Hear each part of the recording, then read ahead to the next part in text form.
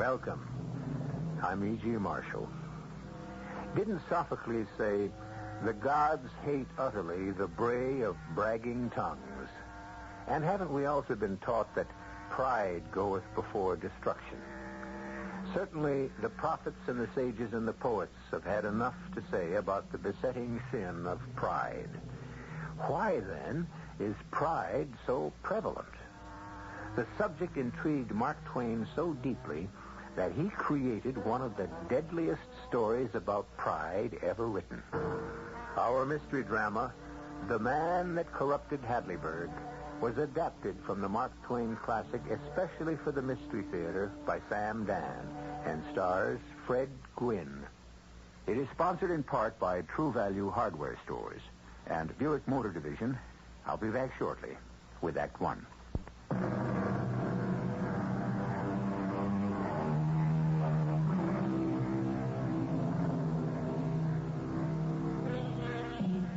According to Mark Twain, you could cheat just about anybody.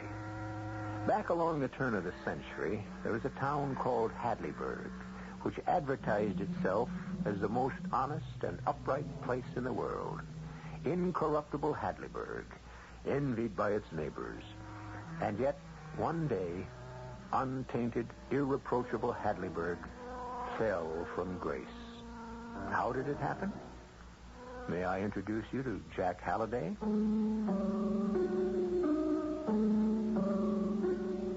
I knew it would happen one day, and I said so. But nobody listened to me.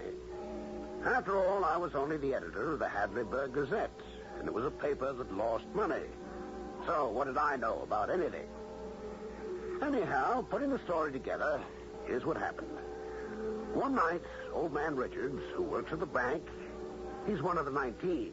I'll tell you who they are later. If I have to stop to explain everything at the beginning, I'll never get started. Well, old man Richards and his wife Mary are having supper. Edward, I know you're tired, dear, but you must have your supper. I'm not hungry. I'm so clear worn out. You know, Mary, it's hard to be poor at our time of life. Grinding away the salary, another man's slave. Oh, but Edward, we have our good name. Yes. And that's everything. Don't mind my talk. It's just a moment's irritation. It doesn't mean anything. Who's that? Someone's at the door. Who would knock at this hour? You sit, Edward, and finish your supper. I'll see who it is. Who is it, Mary, dear? What? That's strange. There's no one here. But we distinctly heard someone knock. Edward. What is it? Come here quickly. Edward, look. Look at what? On the doorstep, this bundle. It's a sack. Oh, what does it mean? It means someone left a sack on our doorstep. Yes, but for what reason? Well, let's bring it inside and find out.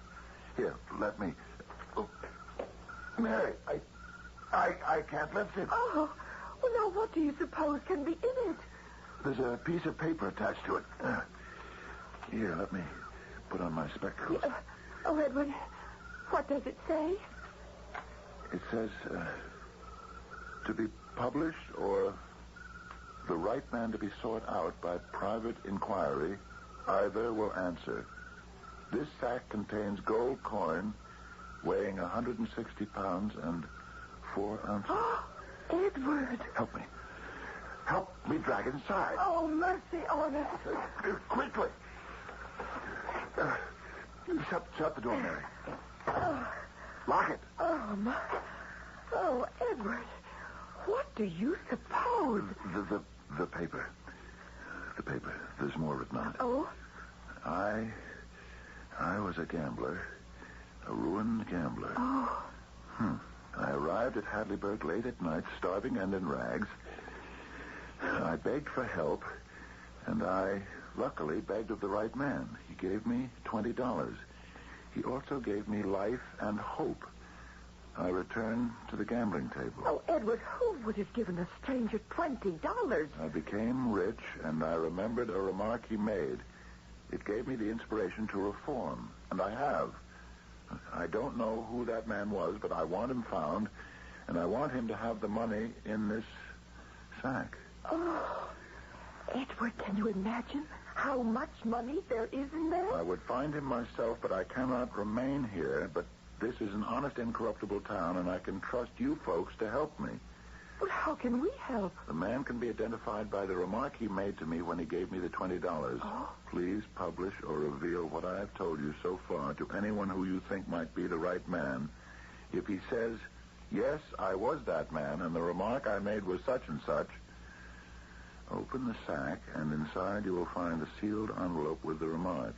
If he has made the correct statement, give him the gold. Oh, can you imagine, Edward?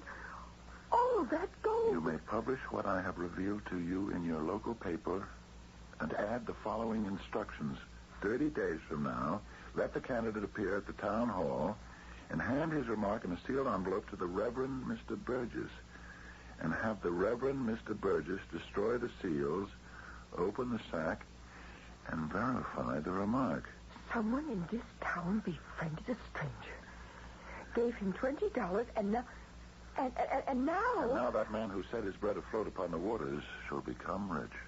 Oh, Edward, was he... Was I that man? Was I that benefactor? Yes. No, Mary, no. Oh, well, just as well. We could never accept that gold anyway. It was gambler's money. We must make the inquiry public. All the other towns will be sick with envy, because no stranger would ever trust such a thing to any other town but Hadleyburg. Let me run over and tell Jack Halliday. I didn't believe him till I came running back to the house with him. And there was the sack, and there was the letter, just as you've already heard it. Well, you remember I said Edward Richards was one of the 19? Sure. There are 19 leading citizens of Hadleyburg. Ed Richards is the least of them. The poorest, the most unimportant. He just about makes it under the wire. Well, these 19 set the tone and spirit of Hadleyburg. The 19 uncorruptibles. Just keep them in mind. Well, I said to Ed and Mary Richards, let's get this money right over to the bank and have old Pinkerton put it right in the vault. And we roused him out of bed, and he did it. And the whole town turned out. Everyone became so excited. You can imagine. Anyhow, poor old Edward Richards finally went home. I think I know who that man was, Edward, who gave the stranger the $20. Barclay Goodson. Yes. Yes, you may be right, Mary. It would have been like Barclay. May he rest in peace. Do you remember what he said about this town? It may have been honest, but it was narrow and self-righteous and stingy. And I remember how he was hated for it, too. I guess he was the best hated man around here, except for Reverend Burgess. Former Reverend Burgess. Wait. Doesn't it seem odd that the stranger should have appointed Reverend Burgess to deliver the money? Mary, Burgess isn't a bad man. Oh, nonsense. He would still be a minister if he hadn't... It was all because of the rumor of his being with that woman. Well, he was guilty. No. No, Mary, he wasn't. He was innocent. Hey, but what are you saying? Mary, I was the only man who knew he was innocent.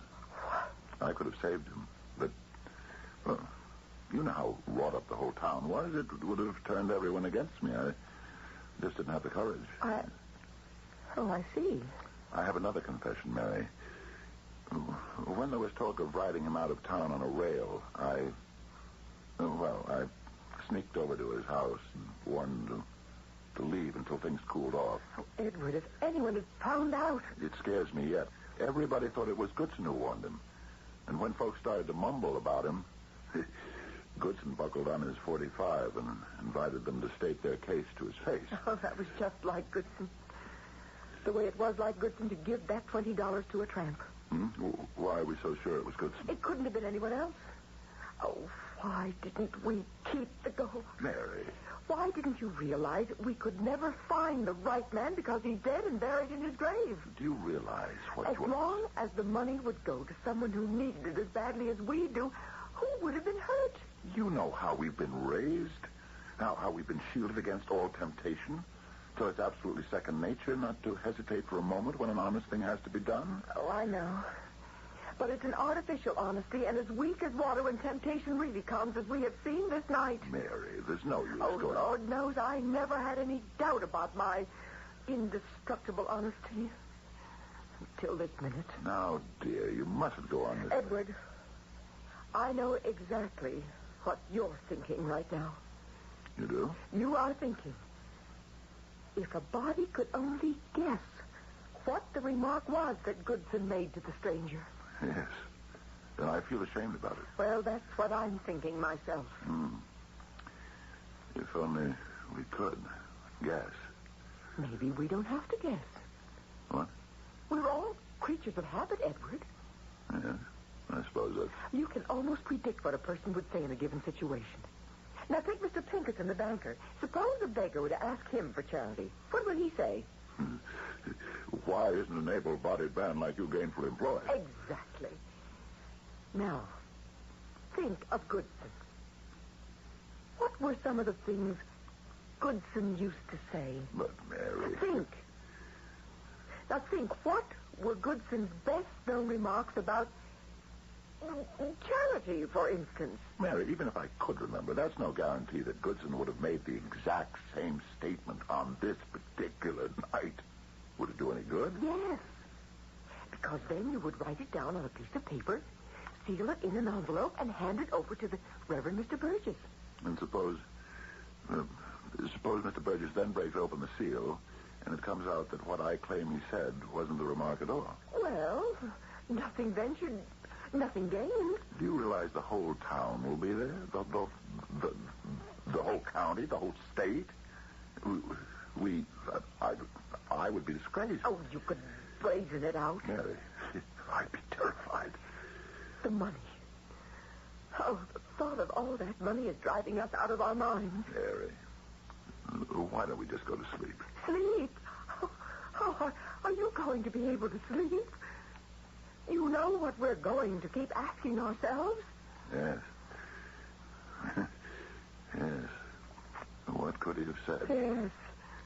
What could Goodson have said to the stranger? What could he have said? I was also sure it was Goodson. Goodson had to be the benefactor. But what did he say to the stranger? Well, if you think that only Edward and Mary Richards were plagued with the question, let me tell you they had plenty of company. No one was getting any sleep in any of the houses of the incorruptible 19. For instance, Lawyer Wilson. What could he have said? Hay, feed, and grain merchant Benson. What could he have said? Go down the list. Robert Titmarsh, Eliphalet Weeks, Archibald Wilcox, Ingoldsby Sargent. What could he have said? What did he say? What could he have said? It was the only topic of conversation. The 19 incorruptibles, starting with Banker Pinkerton on top and ending with poor Edward Richards on bottom, walked about with whites and drawn faces, as if each of them was feverishly figuring out a way to get at that money. A head of steam was building higher and higher and fiercer. Sooner or later, it would have to bust.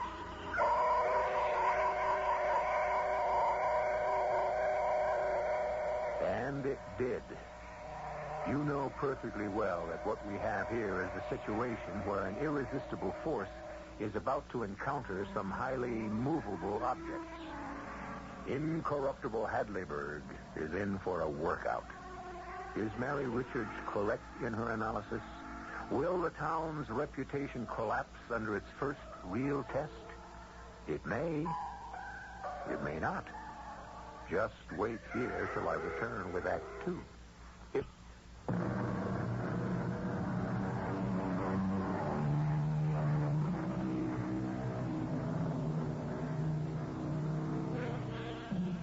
Why do you climb a mountain? Because it's there, is the usual answer. And in this case, the simplicity of the reply contains a universal truth.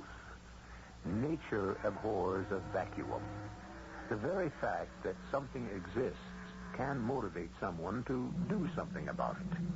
Here you have Mark Twain's town of Hadleyburg. It has a reputation for honesty. This fact by itself is enough to inspire someone to try to destroy the reputation. Jack Halliday continues our story.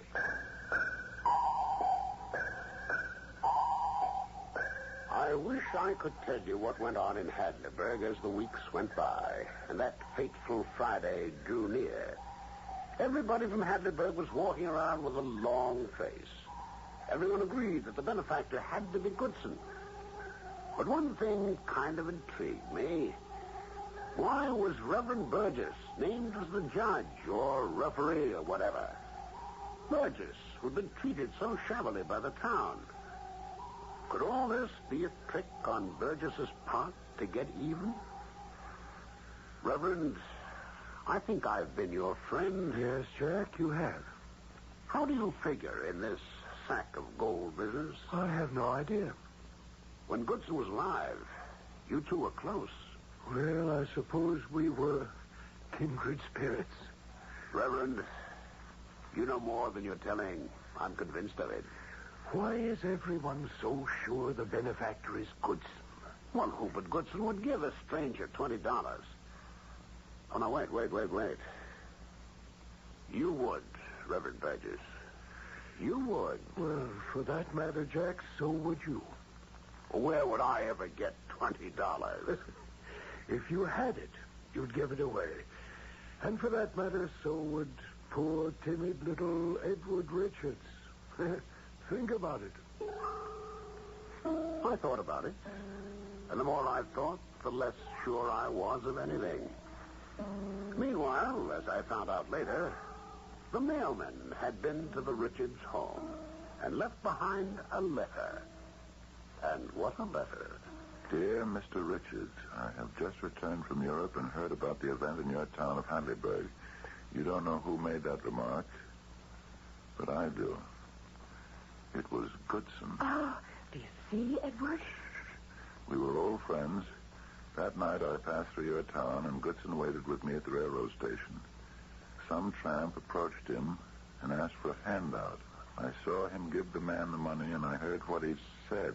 Edward, why would this man After the tramp left, Goodson and I talked till my train arrived. He mentioned practically all of his fellow townsmen, and I could tell he actively disliked most of them. Oh, that does sound like Goodson. He did mention your name as a rare exception. Oh? He said you had done him a good turn once, and that possibly you may not have realized the full value of it. What was that, Edward? He said he wished he had a fortune so that he could leave it to you. Well, then, in that case, if you really did him that service, you are his legitimate heir and are entitled to the gold. Oh! I trust to your honor and honesty as a citizen of Hadleyburg. I will reveal to you the remark that Goodson made. This is it. You are far from being a bad man. Go and reform.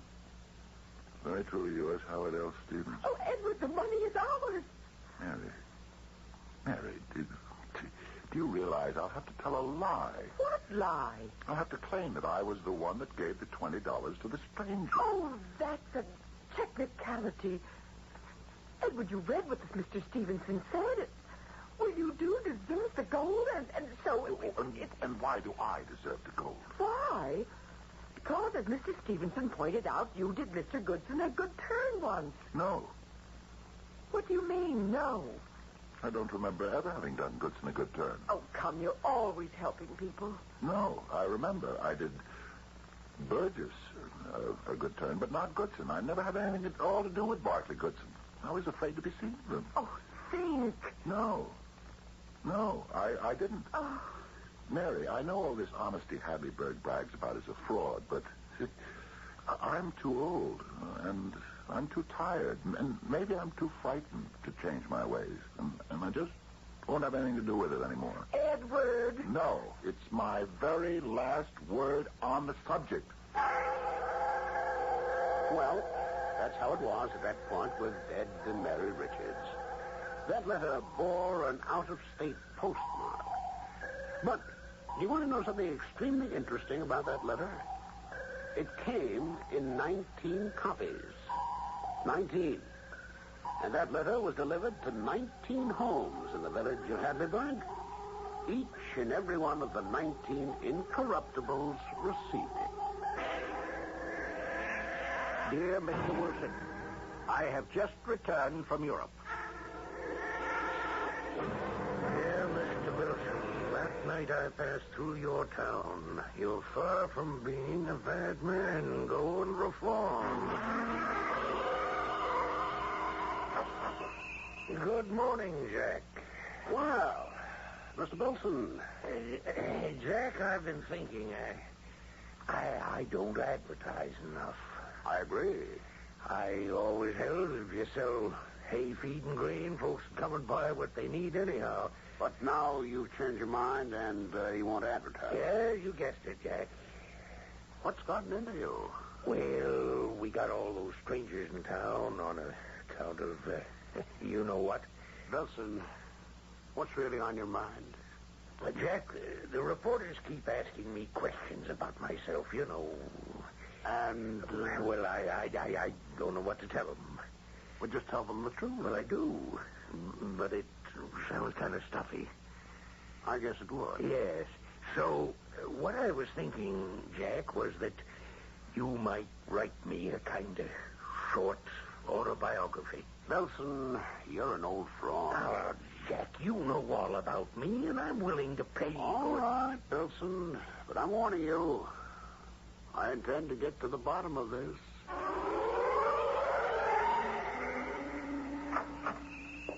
Jack. It isn't old Royal Wilson himself. Your old rival Benson was just here. Really? Now, what can I do for you? Well, You want me to write your autobiography? No, not at the moment, Jack. I want to arrange for some advertising. Well, I believe it isn't ethical for lawyers to advertise in this state. Oh, well, I wouldn't dream of advertising my law practice. Oh, you wouldn't? Well, what would you advertise? My intention of running for the state senate. Say that again. I said I intend to run for the state senate. Oh, come on, Wilson. Who'd vote for you? I have every prospect of victory. You're the most unpopular man in town. I don't know about that. I think people will be eager to vote for me. Oh, do you? Well, why on earth should anyone even dream of voting for you? Now, how much does a full page cost? I've never seen such a change in the atmosphere. Everybody walked around with a smile. Everybody seemed to have a new lease on life. That is, everybody among the 19 Hadleyburg incorruptibles. Why, even Mrs. Inglesby Sargent, who came in to give me the full information on a church supper, seemed to be bursting. And don't forget to write, Jack, that everyone is to bring a covered dish. I never forget. Jack, I'm thinking of ordering some special cards. Oh, yes? You know the Sheridan Mansion? Well, I think I finally convinced Inglesby to buy it. Well, that would take a lot of money. Oh, that's not going to be a problem very much longer. Oh, it isn't? Why not? Oh, that would be telling. Jack, a simple, tasteful engraved card to read Mr. and Mrs. Inglesby Sargent at home at number 1 Sheridan Place. Oh, do you suppose we could change the name of the square to Sargent Place if we own the property? I know how much money it takes to buy that mansion, and if you've got all of it, you can afford to do anything. It made no sense at all. I couldn't account for it. What was the sudden outburst of sunshine and roses among all the 19? Bright plans, extravagant spending. Had all these people lost their minds? Only one person seemed unchanged. Edward Richards. Mary, leave me in peace. Edward, no, the money is rightfully ours. But I keep telling you, I didn't do any service at all for Goodson. And I keep telling you, it may have been some tiny, picayune thing that you can't even remember. Don't weaken my resolve. Goodson befriended a stranger in the presence of a witness. Mary. And in so doing, he made a remark. The witness, a friend of Goodson's, remembering that Goodson felt kindly to you, wants to do you a good turn. Now, that's all there is. No, I could believe it. I could accept it If what? if I could ever remember doing Goodson a good turn. Oh, Edward, you must have. What?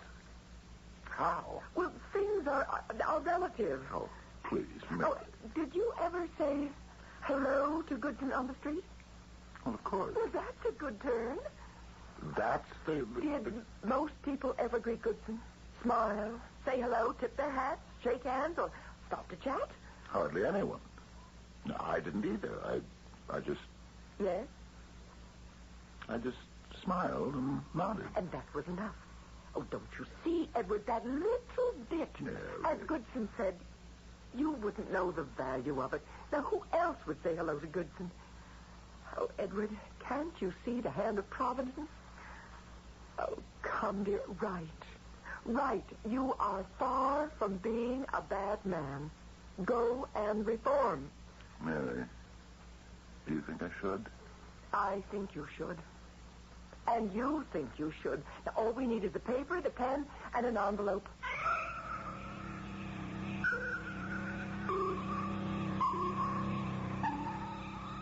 Yes, indeed, that's all you need.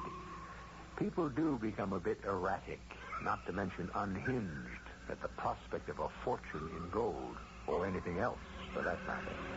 Well, here goes incorruptible Hadleyburg. Can we salvage anything? The cleanup begins when I bring you Act 3 in just a few moments.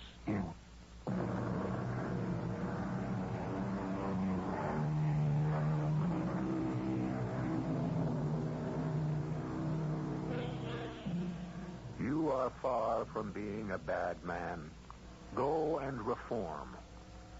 Such a phrase is worth in the neighborhood of $40,000, which may be small potatoes today, but it was certainly a bumper crop about 80 years ago.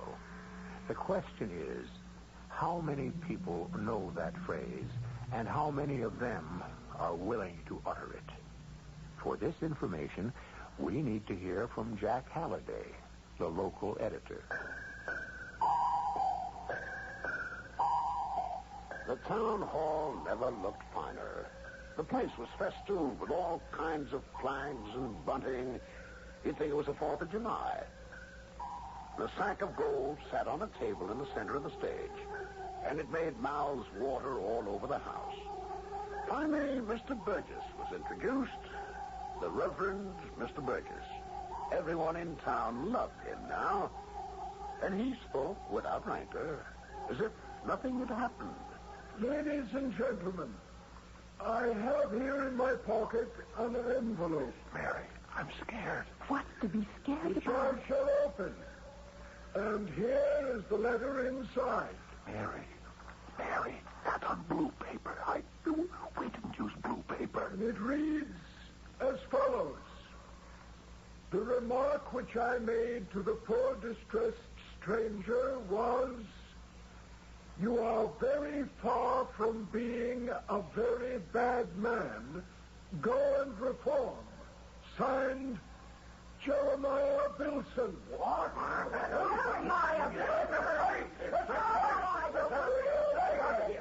Mary, did you hear something? Order, please, order. I see that Mr. Wilson is also on his feet. Why do you rise, Mr. Wilson? Because you called my name. No, sir, no. I read the name Benson, which is signed here. I, Jeremy Benson, signed that letter. You, Wilson, are a liar and a fraud. I'm the one who befriended that poor stranger, Mr. Chairman. I wrote you a letter myself. I, William Wilson. Just a moment. It seems I have another envelope in my pocket. That's it. That's fine. All right, then. I shall read it. The remark I made was, "You are far from being a bad man. Go and reform." Signed, William Wilson.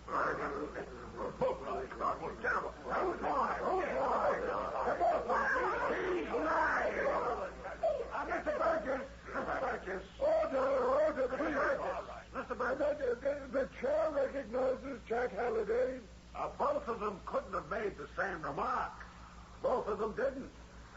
Mr. Benson said, you are very far from being a very bad man. Wilson said, you are far from being a bad man. No, very.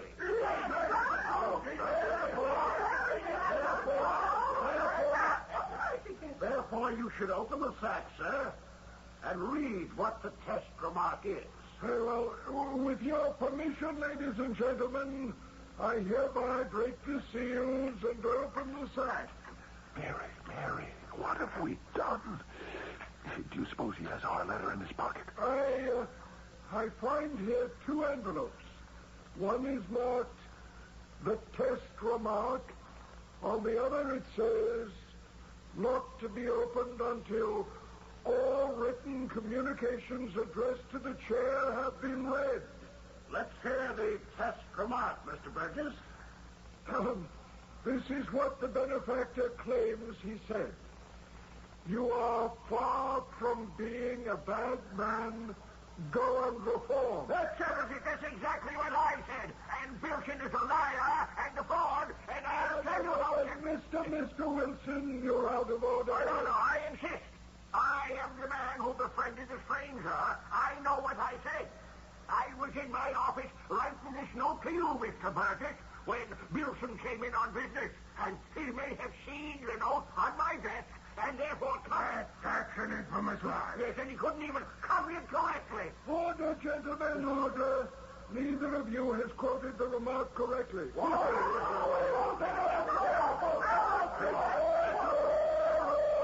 please.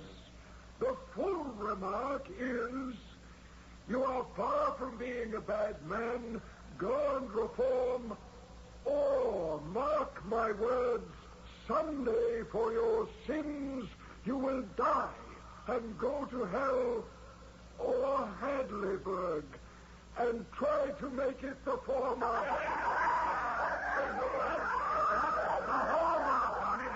Order! Mr. Chairman, 2 out of 19 incorruptibles have succumbed to temptation, I think. Our fair town of Hadleyburg now has a new image. I won't sue any man who impugns my honesty. Mr. Chairman, I move we adjourn this meeting. We cannot do so at this point, Mr. Halliday. Why not? Because we have other claimants for the prize. I have received a number of letters. Perhaps one of them can repeat the true remark. Oh, Mary, we're doomed. We'll be disgraced. Letter number 3. You are far from being a bad man. Signed, Inglesby Sergeant. You are far from being a very bad man. Who's incorruptible as that? Nicholas Whitwell. You are very far from being a very bad man.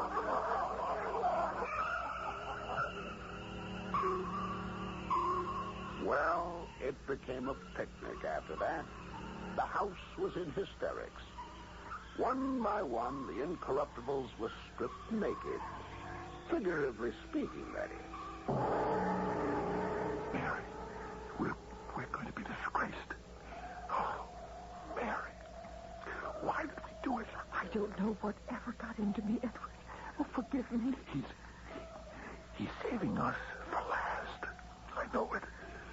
Oh, Mary. Oh, all I ever had was my good name. Now, I don't even have that. Oh, pray. That's all we have left. Pray that Burgess will be merciful. Yes, let us pray. Ladies and gentlemen, I believe that's all. Mr. Burgess, how many of those letters did you receive? 19. Well, sir, I've been holding count, and you only read 18. Oh, did I? Well, I must have been mistaken. I guess it was only 18. 18? We have 19 incorruptibles in Hadleyburg. But only one of them is the genuine article. Only one is truly as advertised. I propose a cheer for the cleanest man in town. The only so-called important citizen who didn't try to steal that money. Edward Richards. And now I shall read the other letter in the sack. Ladies and gentlemen, there is no test remark. Nobody ever made one. Order, please. Order. There was no beggar, no contribution. At one time, I passed through your town. I was offended by your lofty, snobbish pretensions. I was insulted by your overbearing vanity. I decided to discover if your vaunted integrity was genuine. And now you have seen what I have done. I'm sure I caught every last man to whom I wrote that letter tipping off the test remark. That's right. He did, down to the last man. Well, the contents of the sack belong to all who claimed it. Now, wait a minute. You mean these shoppers get the gold after all? Order, please, ladies and gentlemen. I must abide by the instructions. And so I shall now cut open the sack and distribute the contents among... What is it, Mr. Burgess? friends. This isn't gold. These are just gilded pieces of lead.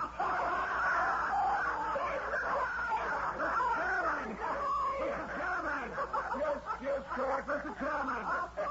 I propose we auction off the sack and give the proceeds to the one honest, incorruptible left. Ed Richards. Come on. May I speak? My name is Stevenson. Mary, it's that Mr. Stevenson. Stevenson? Oh, do any of you gentlemen know me? I am a collector in rare coins and curiosities. And I think I might buy this collection. And on it, engrave the names of the 18 incorruptibles. Sir, I'm returning. I warn you, I will sue you to an inch of your life. I beg you, sir, not to threaten me. I know my rights. You and anyone else can prevent me from gaining possession by outbidding me. $1,000. Oh! 3. Keep it up, gentlemen. Keep it up. Remember, the proceeds go to Ed and Mary Richards. Honest, most honest. Do I hear it? Do I hear it? 10,000.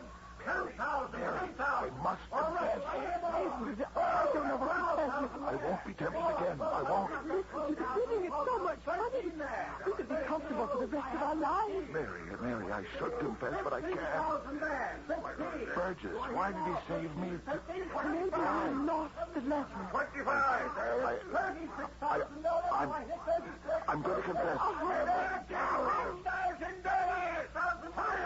37, I hear. Hey, will the auctioneer grant his right intermission? I must consult with... We will have a 10-minute intermission.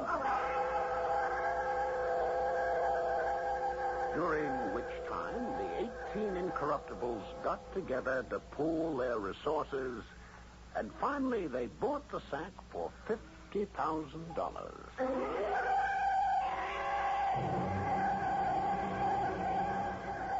Oh, Edward, I'm exhausted.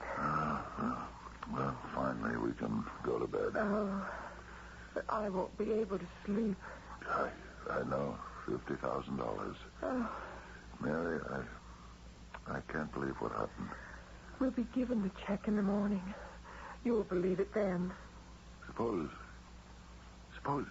Suppose what? Suppose this is Mr. Burgess's way of getting revenge.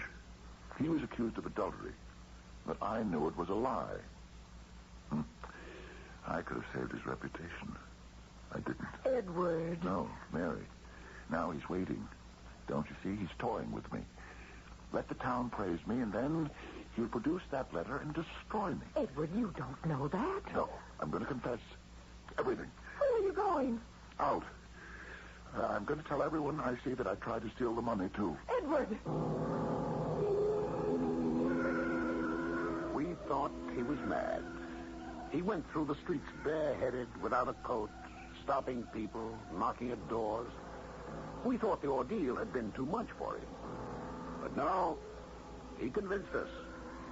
And then Hadleyburg really fell. Our last incorruptible was gone. Literally. Because that night he caught the fever that killed him. And I was with him at his last hour. The Reverend Burgess came to visit. Edward, I would never have betrayed you. You would. You would have. I destroyed the letter you sent. I wanted to save you. You, after all, saved my life once by warning me. No. You were angry with me because I could have cleared your name. But you see, I was afraid, and you hated me for it. You were waiting for revenge. Poor Edward. You couldn't have cleared me. You had no real evidence to offer. You see, I was to blame. I was guilty. Like everyone else, I'm only human. Like everyone else, I, too, could be tempted. Hadleyburg is a well-corrupted village.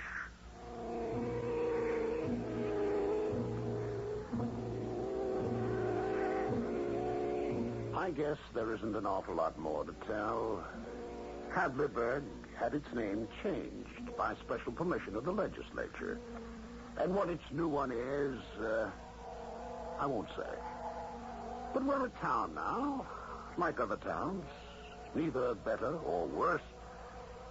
But at least we're human, which is about as good or as bad a thing as you can say about anyone. Thank you kindly for your attention.